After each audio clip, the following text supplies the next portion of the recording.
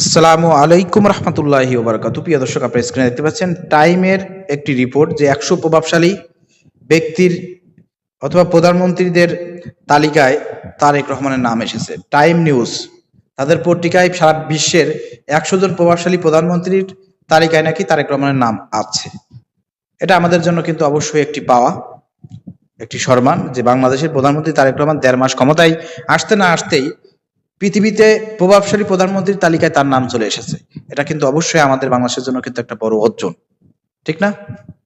কিন্তু আমার মনে একটা প্রশ্ন, প্রিয় দর্শক, যে 1.5 মাসের মাথায় বাংলাদেশে এমন কি করলো বাংলাদেশ? তারেক রহমান এমন কি করেছে, এমন কি প্রভাব, এমন কি শক্তি তিনি দেখিয়েছেন যে সারা বিশ্বে 100 প্রধানমন্ত্রীর তালিকায় তারেক রহমানের নাম উঠে এসেছে। বাংলাদেশের সামরিক খাতে বলেন, বাংলাদেশের সামরিক খাতে তাদের পাওয়ারটা কোথায়?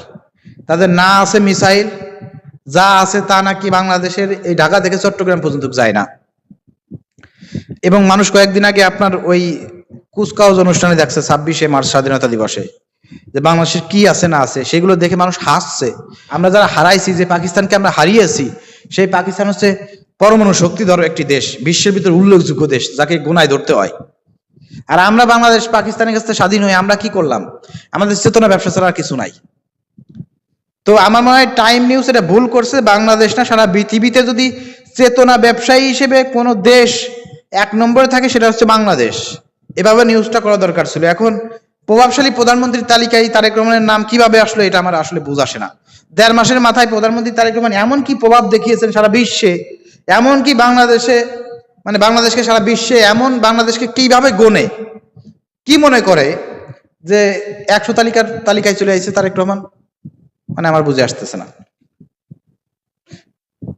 যেখানে আমাদের সীমান্তে ভারতের লোকজন, আমাদের ভারতীয় সেনারা আমাদের লোকদেরকে গুলি করে হত্যা করে, আমাদের নাই কোনো অস্ত্র, নাই কোনো শক্তি, নাই কোনো পাওয়ার, নাই ক্ষমতা, নাই কোনো মানে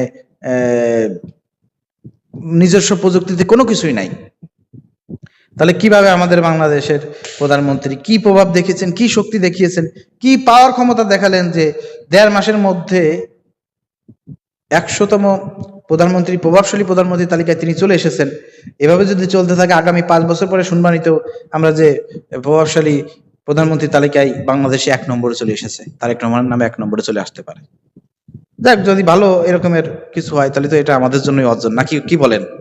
তো প্রিয় দর্শক, আসলে কি বলবো, বলা ভাষা নাই। বাংলাদেশ আসলে আজকে আমাদেরকে নিয়ে মানুষ হাসাহাসি করে, বুঝছেন? আমরা আছি শুধু চেতনা ব্যবসা নিয়ে। কেউ এসে বাপের চেতনা ব্যবসা, কারো মানে স্বামীর চেতনা ব্যবসা। এই চেতনা ব্যবসা করতে করতে আমাদের মানুষটা পিছিয়ে গেল। এ কাঠ সে কাঠ, আসলে আমরা বাংলাদেশটাকে এগিয়ে নিতে পারলাম না। দেখি আমরা, আমাদের আরো দেখার বাকি আছে প্রিয় দর্শক, আগামীতে চেতনা ব্যবসার বাংলাদেশ কত দূরে এগোতে পারে আমরা দেখবো ইনশাল্লাহ।